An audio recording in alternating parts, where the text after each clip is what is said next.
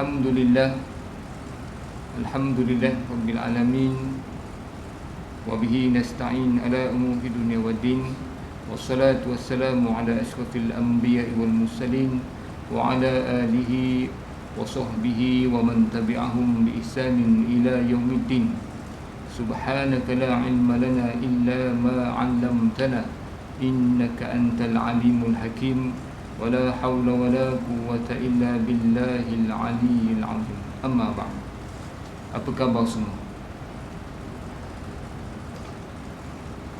Pertama-tamanya marilah sama-sama kita mengucapkan alhamdulillah sebagai satu tanda syukur kita kepada Allah Subhanahu wa taala di atas nikmat yang dikurniakan ke atas kita, terutama nikmat iman dan Islam. Seterusnya kita nikmat sihat tubuh badan, sehingga pada malam ini kita dapat duduk bersama-sama mengisi masa ruang yang ada di antara maghrib dan isyak dengan satu majlis ilmu.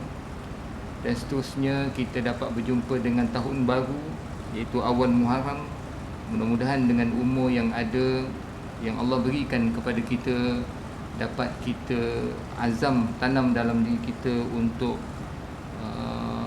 melaksanakan perkara yang lebih baik dalam tahun-tahun baru hijrah ini, 1448 hijrah. Tuan-tuan dan puan-puan muslimin muslimat yang dirahmati oleh Allah Subhanahu wa taala, Nabi SAW ada mengatakan bahawasanya antara amalan terbaik yang boleh kita lakukan di bulan Muharram ini, yang pertama iaitu kita memperbanyakkan puasa sunnah. Memperbanyakkan puasa sunnah. Rasulullah SAW bersabda, puasa yang paling utama setelah Ramadan adalah puasa di bulan Allah, iaitu Muharram. Kita puasa 1 Muharram sehinggalah puasa pada 10 Muharram, itu disunatkan Nabi SAW. Itu amalan yang terbaik. Yang kedua, melaksanakan puasa Ashura, iaitu puasa pada 10 Muharram. Puasa Ashura ini memiliki keutamaan yang sangat besar, menjadi sebab dihapusnya dosa-dosa kecil selama 1 tahun yang telah lalu dengan izin Allah Subhanahu wa taala. Itu amalan yang kedua. Amalan ketiga iaitu menambah puasa Tasu'a, iaitu pada 9 Muharram. Rasulullah SAW menganjurkan kita puasa Tasu'a bersama dengan Ashura. Sebab apa? Sebab untuk membezakan orang Yahudi yang puasa juga pada 10 Muharram. Jadi nak menunjukkan amalan kita ini berbeza dengan amalan-amalan agama lain, maka Nabi menambah puasa pada 9 Muharram yang dipanggil Tasu'a. Itu sunnah. Amalan yang keempat iaitu memperbanyakkan membaca Al-Quran. Kita mengisikan hari pada bulan yang mulia dengan memperbanyakkan tilawatul Quran, membaca Al-Quran, mentadabbur akan kefahaman makna isi kandungan yang ada di dalam Al-Quran. Termasuk juga kita menghadiri kuliah-kuliah yang boleh memahami ataupun yang boleh kita amalkan apa isi kandungan di dalam Al-Quran. Yang kelima, amalan yang terbaik memperbanyakkan zikir dan doa kepada Allah Subhanahu wa taala.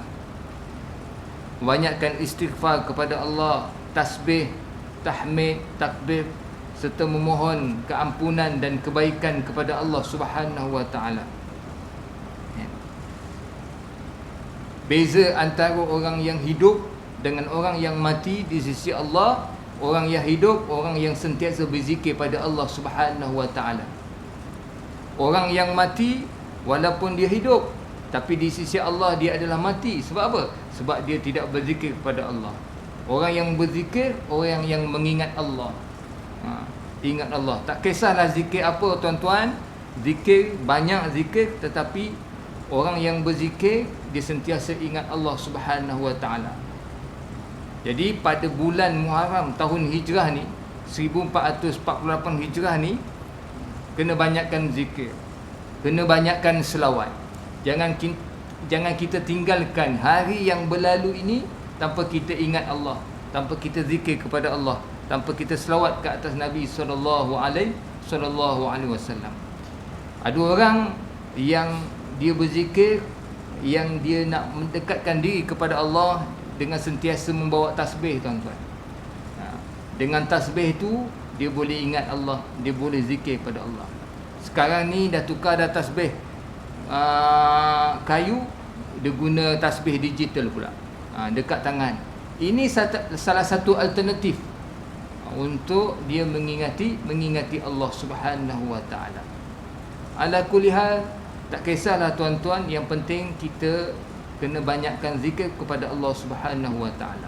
Dan amalan yang keenam, bersedekah dan berbuat kebaikan. Manfaatkan kemuliaan bulan-bulan yang mulia ini dengan kita membantu sesama kita, kita menyambungkan silaturahmi dan kita memperbanyakkan amal soleh. Buat kebaikan. Khairun nas man yanfa'u linnas. Sebaik-baik manusia, manusia yang memberi manfaat kepada manusia yang lain. Kita ni dalam masa sama kita nak memperbanyakkan pahala, bukan pahala untuk diri kita sendiri, tapi pahala untuk orang lain juga. Pahala bukan untuk kita dekatkan diri kita pada Allah dalam infiradi, iaitu bersendirian, tapi dalam masa sama kita nak mengajak orang lain dan membantu orang lain, memberi manfaat kepada manusia. Baik, tuan-tuan muslimin muslimat yang dirahmati oleh Allah Subhanahu Wa Taala, sedikit mukadimah, mudah-mudahan ia memberi manfaat kepada kita. Saya sambung kitab Wisyahul Afrah di bawah tajuk akibat meninggalkan solat, babu zajri tariki solat, akibat meninggalkan solat, dikarang oleh kitab Wisyahul Afrah Imam Syekh Muhammad bin Ismail Daud Al-Fatani. Qala al-musannifu wa nafa'ana bihi wa bi ulumihi fid darain amin. Apa kata musannif? Dan bahawasanya daripada sebesar-besar bala, dan bahawasanya daripada sebesar-besar bala dan terlebih keji daripada segala-gala yang keji, dan terlebih aib daripada segala-gala yang aib itu, ialah bermudah-mudah seseorang itu dengan sembahyang.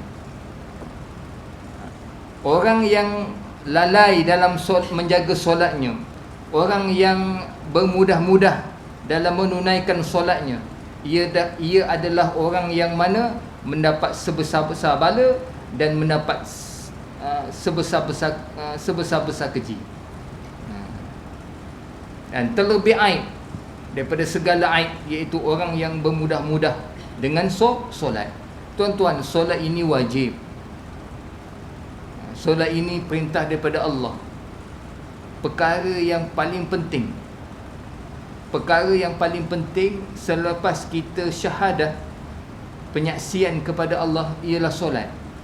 Kalau adalah yang lebih penting daripada penyaksian Allah Subhanahu Wa Taala, maka Allah dah letak dah selepas syahadah itu perkara lain. Tetapi Allah tidak letak perkara lain. Yang paling pokoknya solat. Awwalu ma yuhasibu indallah as-solah. Perkara pertama yang akan ditanya oleh Allah Subhanahu Wa Taala di sisi Allah ialah solat. Oleh sebab itu, solat ni merupakan satu fardu ain, wajib ke atas setiap orang. Maka Allah datangkan peringatan-peringatan supaya kita ni jangan tinggalkan solat. Kalau kita tinggal solat, apa yang akan terjadi? Apa akibatnya? Ni, Allah beri peringatan. Dalam pada masa sama, Allah beri pula berita gembira.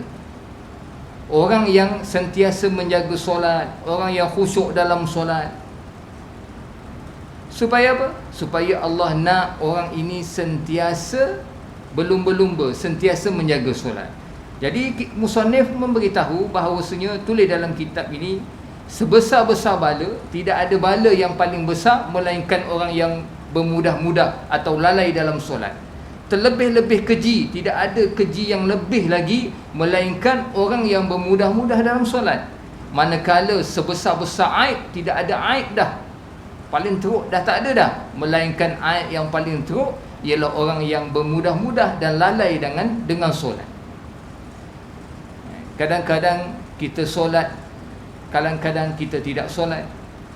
Kadang-kadang kita solat di awal waktu, kadang-kadang kita solat nak di hujung-hujung waktu.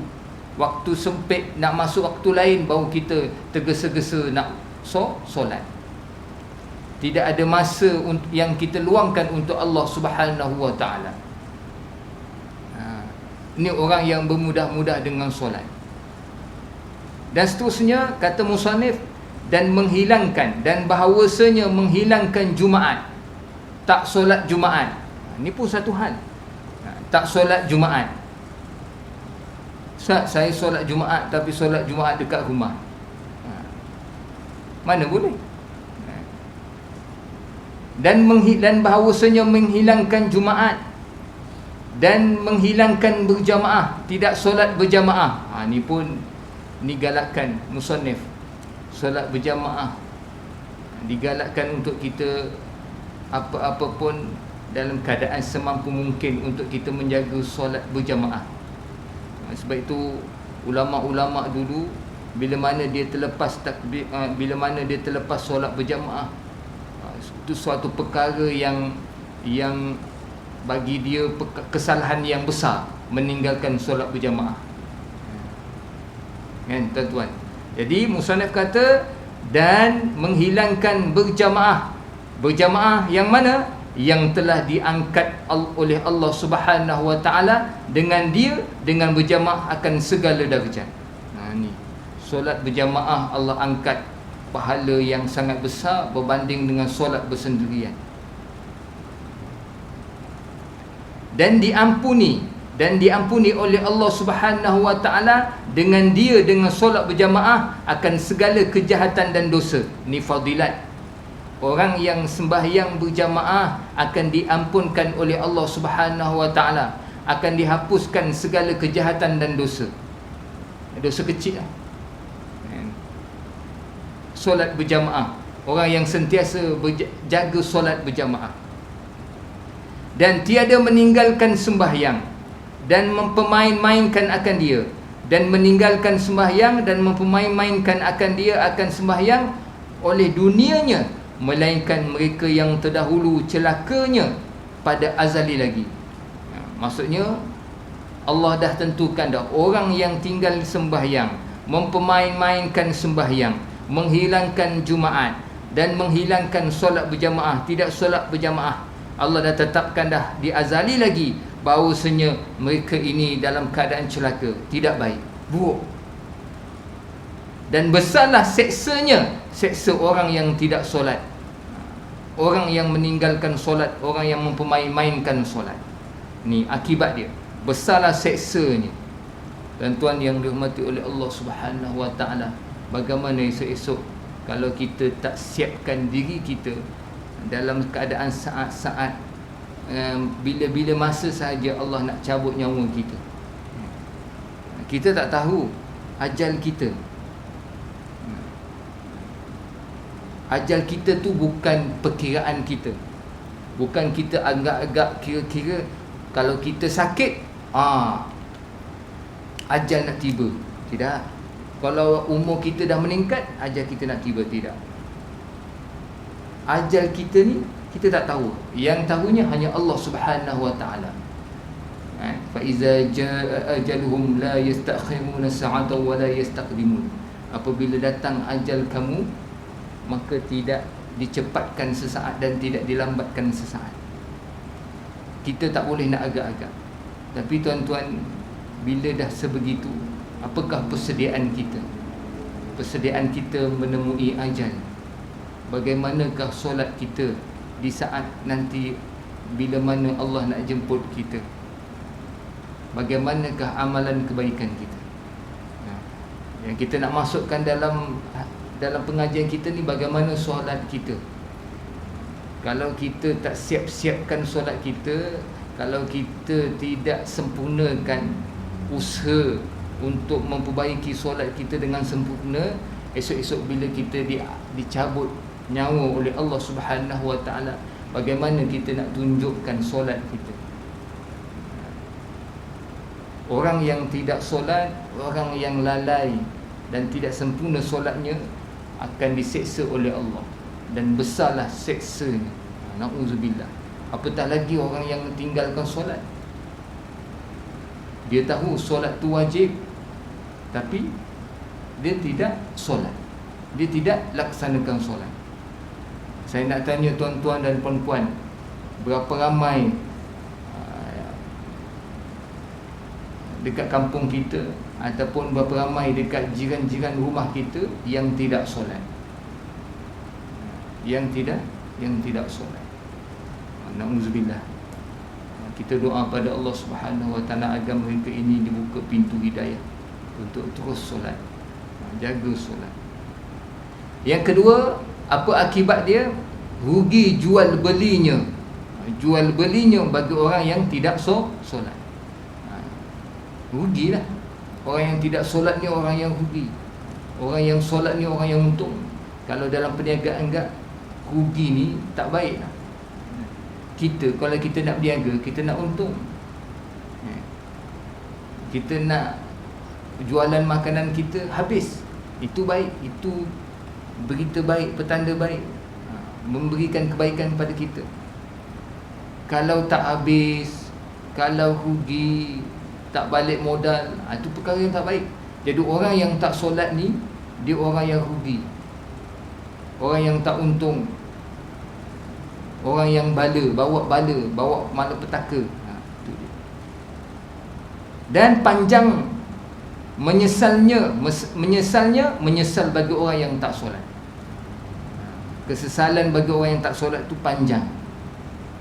Sebab itu bila dia meninggal dunia, tuan-tuan, bila dia meninggal dunia, bila tengok amalannya, bahawasanya ketika mana saat di dunia dia tidak solat, meninggalkan solat, nangis-nangis mohon pada Allah Subhanahu Wa Taala untuk dikembalikan di dunia.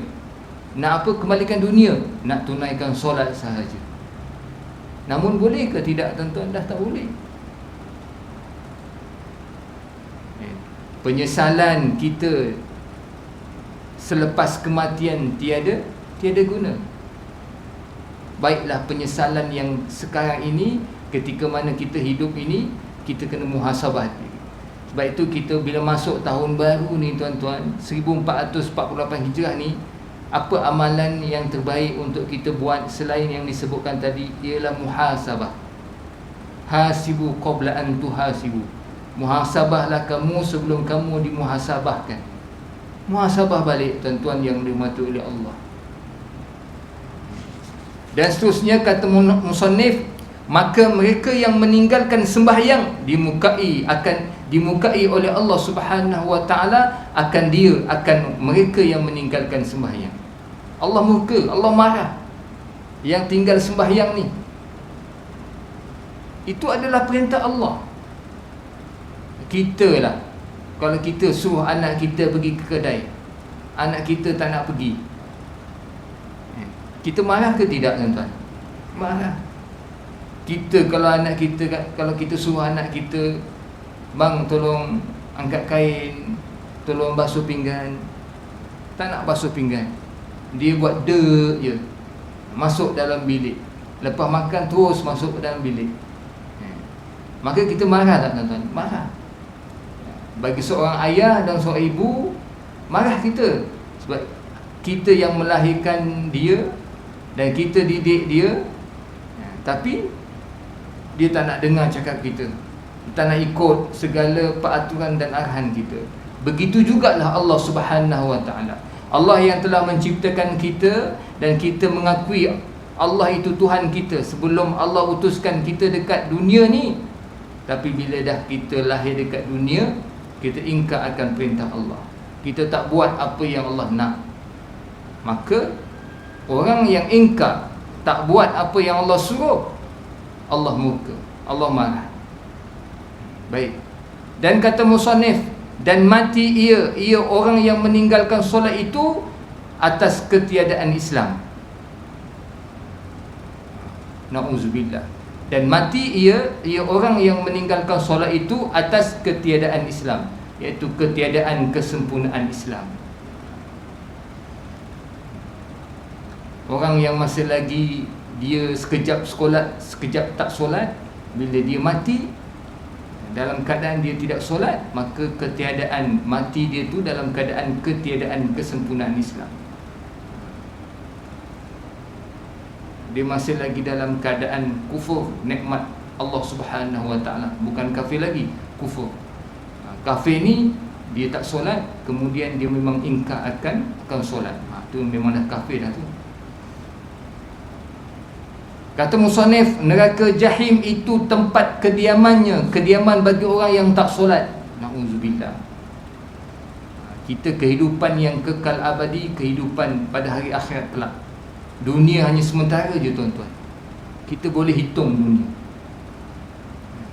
Yang kekal ke abadi ke lepas ni, di hari akhirat kelak. Dua tempat kita, sama ada syurga atau neraka. Jadi orang yang tak solat, neraka jahim lah tempatnya, kata musannif. Neraka gak tuan-tuan yang dirahmati oleh Allah, bila dengar gak Ustaz Wadi apa yang diceritakan dalam ceramah-ceramahnya, takut kita tuan-tuan, gerun kita dengan neraka ni tuan-tuan. Dahsyatnya siksaan yang ada dalam api neraka tuan-tuan.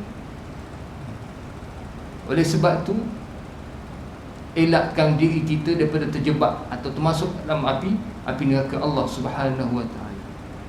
Bagaimana ustaz? Memperbanyakkan amal soleh, dekatkan diri kita kepada Allah Subhanahu Wa Taala, jauhkan segala perkara yang tidak baik, kemaksiatan, kemungkaran, benda yang taghut, jauh. Mula pada tahun baru ni tuan-tuan, buat perkara yang baik sahaja. Baik mulut kita cakap-cakap yang baik, mata kita lihat yang baik, telinga kita dengar-dengar yang baik, semua yang baik-baik.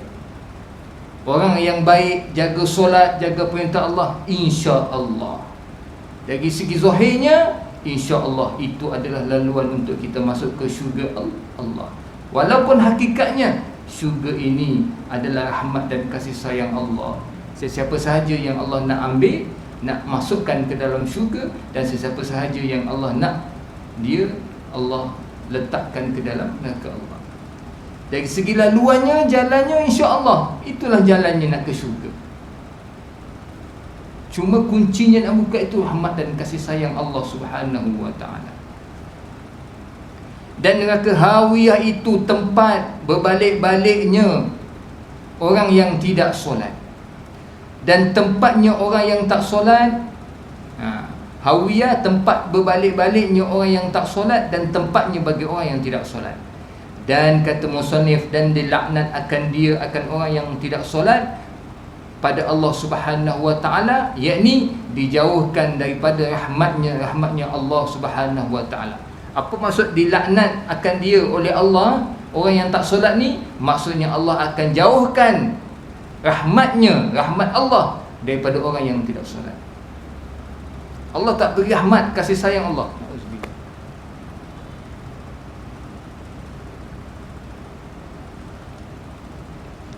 Tuan-tuan, kita ni hidup kita dekat muka bumi kita ni, yang paling penting apa tuan-tuan?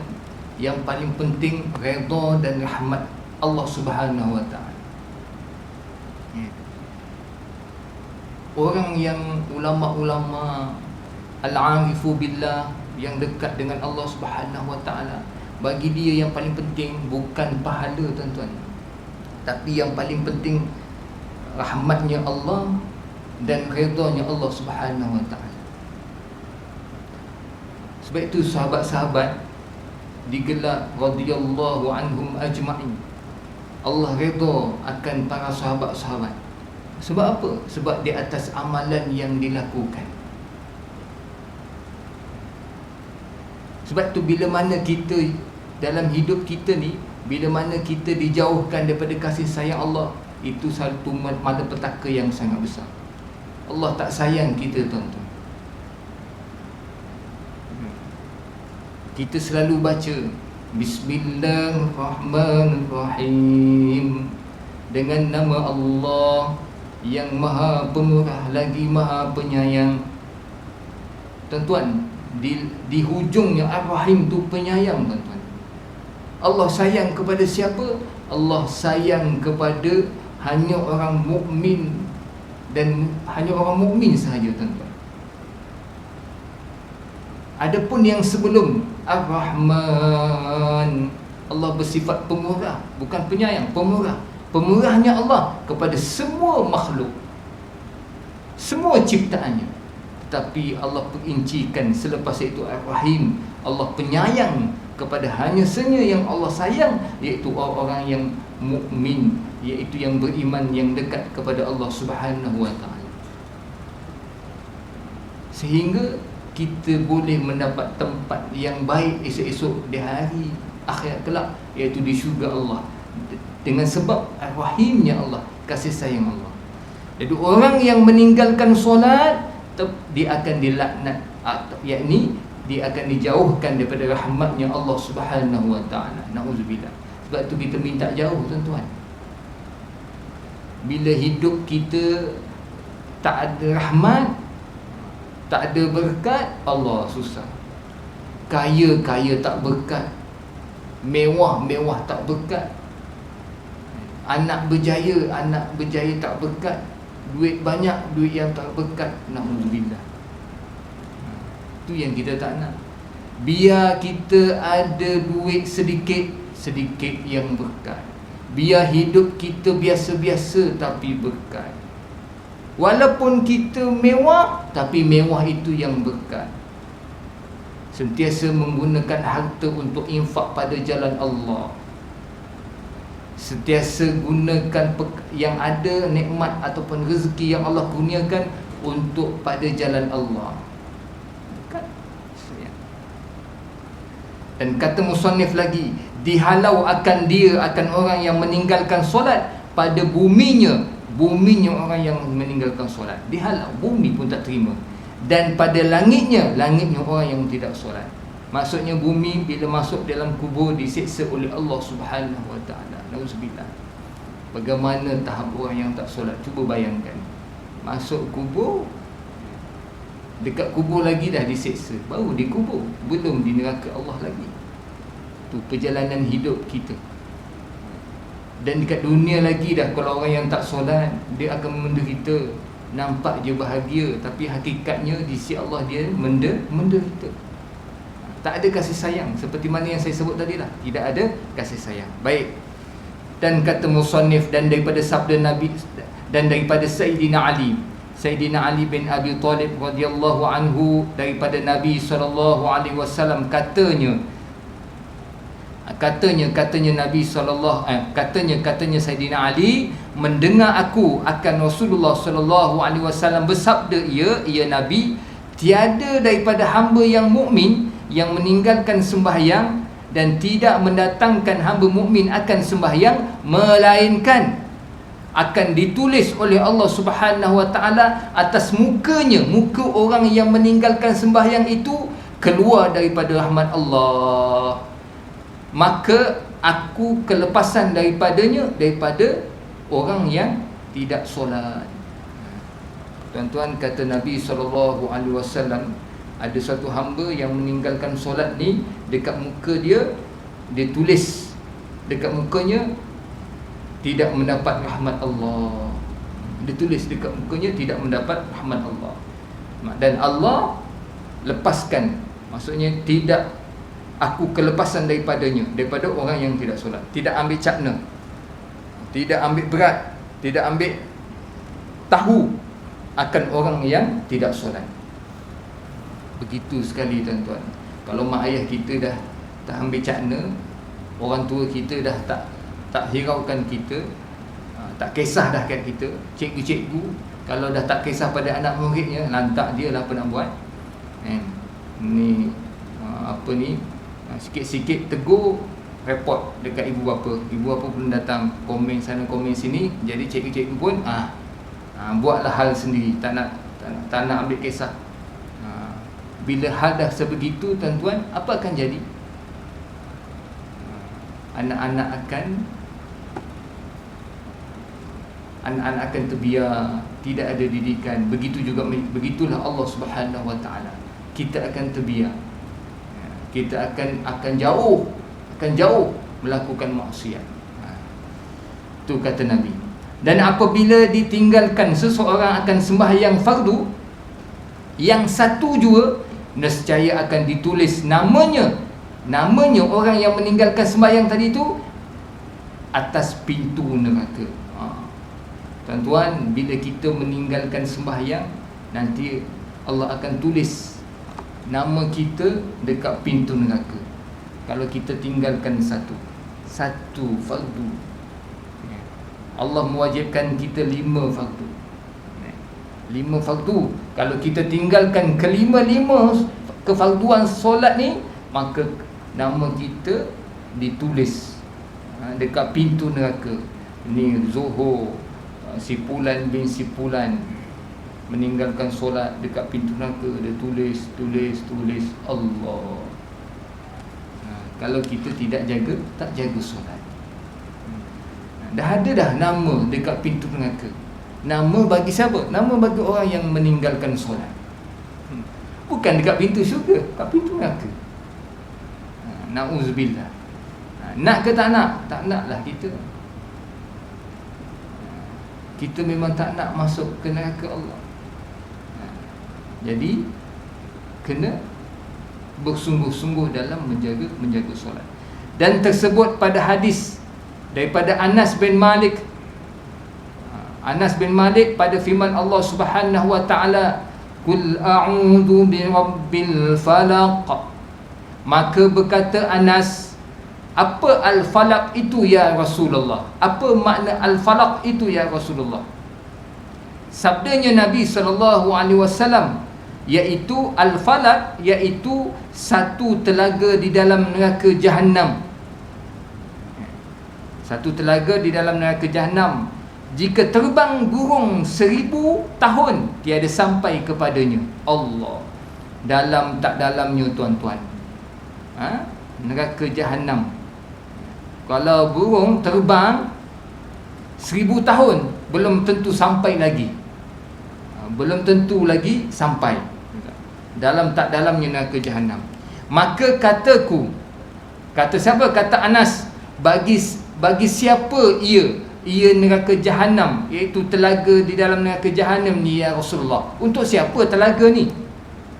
Maka sabdanya Nabi SAW, telaga tadi yang dalam neraka Jahannam bagi orang yang meninggalkan sembahyang dalam keadaan sihat tubuh badan. Tuan-tuan, kalau kita tinggalkan solat dalam keadaan uzur syar'i, tak apa tuan-tuan. Kemudian kita kena qada dengan segera.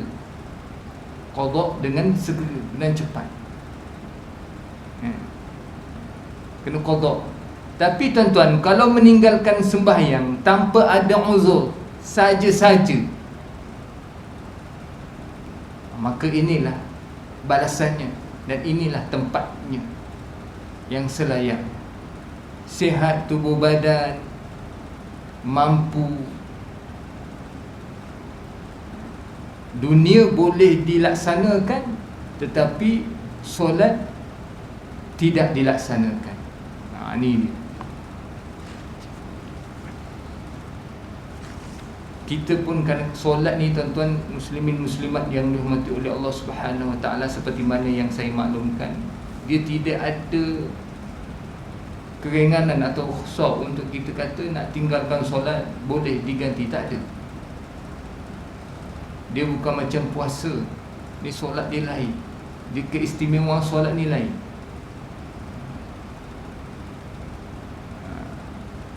Kecuali yang betul-betul kita dah memang uzur tak mampu nak solat ketika itu, maka kita kena ganti waktu yang lain. Kalau kita uzur yang boleh untuk kita solat, maka kita kena solat, tunaikan waktu dalam waktunya. Walau kita tak dapat nak tunaikan solat pada awal waktu, nak bagi, kita katalah kesakitan kita tidak reda sehingga di tengah-tengah waktu, silakan, janji kita solat. Kecuali uzur syar'i menyebabkan kita tak solat, maka kenalah ganti. Contoh kita sakit, operation dan sebagainya, menyebabkan kita tak boleh nak solat waktu tu, tak apa, tapi kita kena ganti pada waktu yang lain. Itu solat. Adapun balasan yang Allah Ta'ala kata di dalam kitab ini untuk orang yang mana dia tidak solat dalam keadaan dia sihat tubuh badan. Itu tak boleh lah. Tak boleh. Dan kata musannaf lagi, tersebut pada hadis yang diriwayatkan daripada Sayyidina Umar Al-Khattab radhiyallahu anhu dan Abi Hurairah radhiyallahu anhuma daripada Nabi SAW. Pada akhir hadis itu, suatu sabdanya Nabi, turun ke atasku Jibril, malaikat Jibril, dan kata malaikat Jibril, baca olehmu hai Muhammad, kata Nabi, apa aku nak baca? Kata malaikat Jibril, fa khalafa min ba'dihim khalfun adaa'u salata wattaba'u syahawat fasawfa yalqawna ghayyam fasawfa yalqawna ghayya. Artinya, maka mengiringi datang selepas daripada mereka itu oleh picil-picil, yakni picil-picil yang jahat, yakni anak cucu mereka itu.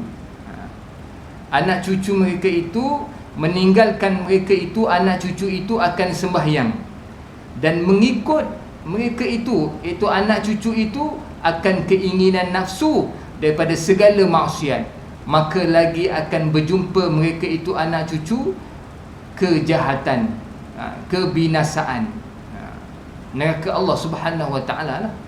Itu maksud hadis Nabi. Siapa anak cucu? Kitalah umat Nabi Muhammad. Kita baca. Dan kata qil, dan kata sebahagian pendapat yang lain, iaitu satu wadi, satu lembah di dalam neraka Jahanam, gugur mereka itu padanya. Gugur mereka itu, anak cucu tadinya, pada wadi neraka Jahanam. Maka kataku yakni Nabi Muhammad sallallahu alaihi wasallam, ya Jibril, wahai Jibril, adakah mensia-sia umatku akan sembahyang kemudian selepas daripadaku? Maksudnya tuan-tuan, maksud artinya daripada ayat ini yang dibawa dalam hadis Nabi SAW, akan datang mengiringi selepas daripada engkau wahai Muhammad anak cucu-cucu, yang mana anak cucu-cucu itu akan meninggalkan solat. Lepas tu mereka akan mengikut hawa nafsu mereka, keinginan mereka. Bukan mereka nak ikut Al-Quran, apa yang engkau bawa, tidak. Tapi mereka nak ikut hawa nafsu. Ikut hawa nafsu itulah yang meninggalkan solat tu, daripada segala maksiat. Akhirnya mereka ini akan berjumpa di dalam neraka Jahanam Allah Subhanahu Wa Ta'ala. Kata qil, kata pendapat lain, dikatakan ada satu wadi dalam neraka Jahanam, gugur mereka itu dalam wadi neraka Jahanam. Tanya Nabi tanya pada malaikat Jibril, adakah mereka tadi ni yang meninggalkan solat, yang mengikut hawa nafsu ni, adakah mereka ni mensia-sia umatku akan sembahyang kemudian daripadaku? Adakah dia ni daripada umatku? Nabi tanya kepada malaikat Jibril. Kata malaikat Jibril, bahkan ya Rasulullah, datang nanti pada akhir zaman beberapa manusia daripada umat kamu, umat Tuhan hamba nanti, mereka ini mensia-siakan akan sembahyang. Memang betul lah. Apa yang Allah Ta'ala cerita memang betul. Nabi tanya sendiri akan malaikat Jibril. Ini baru tafsiran kefahaman yang betul, iaitu Nabi tak faham, Nabi kurang jelas akan makna yang sebenar ni, maka Nabi tanya terus malaikat Jibril. Malaikat Jibril menjawab, ya, bahkan betul akan datang akhir zaman nanti, manusia daripada umat Tuhan hamba mensia-siakan mereka itu akan sembahyang. Orang yang meninggalkan sembahyang tadi, tu akan gugur dalam wadi, dalam api neraka Allah Subhanahu Wa Taala. Dan takhir mereka itu, dan mengakhirkan, melewat-lewatkan mereka itu segala waktu, yakni waktu sembahyang. Lewat. Masa ada, waktu pun ada, kesempatan ada, tapi buat juga tunggu sehingga di hujung waktu.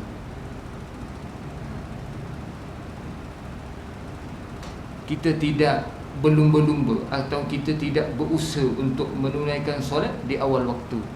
Bila kita menunda-nunda di akhir waktu, bila kita dah biasa menjadi budaya, na'udzubillah, inilah yang amaran dan balasan yang dibagi tahu orang yang menunda-nunda yang solat di akhir waktu, maka orang yang mempermudah-mudahkan solatnya. Maka balasan bagi orang yang mempermudah-mudahkan solatnya mendapat bala sebesar-besar bala, mendapat keji sebesar-besar keji. Baik. Dan mengikut mereka itu akan keinginan nafsu. Siapa itu? Umat Nabi Muhammad yang meninggalkan solat. Dan satu dinar pada mereka itu terlebih baik daripada sembahyang. Bermaksud kejar dunia. Mereka menganggap perkara yang paling besar bukan solat, tapi perkara yang paling besar adalah dunia. Sehingga dunia tu lebih segala-galanya. Sebab tu orang pentingkan, utamakan dunia. Nak kejar dulu barulah solat. Siap habis kerja dulu baru solat. Tu kadang-kadang nak habis waktu baru nak solat. Contoh solat Jumaat, tuan-tuan. Solat Jumaat, tak dapat nak keluar solat Jumaat, terpaksa waktu kerja tak boleh.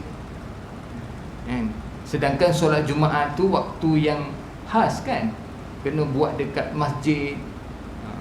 Tapi disebabkan kerja tak boleh nak keluar jauh, waktu rehatnya pula 1 jam terhad. Kalau waktu Zuhur boleh buat dekat musola, buat dekat surau, tapi waktu Jumaat tak boleh. Ni keadaan sebegini menuntut untuk kita kena timbang balik, sama ada kita nak teruskan ataupun tidak. Sebaiknya kena utamakan hak Allah Subhanahu Wa Taala, iaitu solat Jumaat. Jadi 1 dinar pada mereka itu terlebih baik daripada sembahyang, kata Nabi SAW. Jadi cukup sekadar itu untuk pada malam ni. Mudah-mudahan tuan-tuan dan puan-puan yang dirahmati oleh Allah Subhanahu Wa Taala, kita dapat mengambil manfaat, istifadah daripada bacaan kita. InsyaAllah kita akan sambung pada tafsir, dan pada tafsir qauluhu ta'ala, lam yamliku nasyafa'ah illa man ittakhadha 'inda rahman ahda. Wallahu a'lam.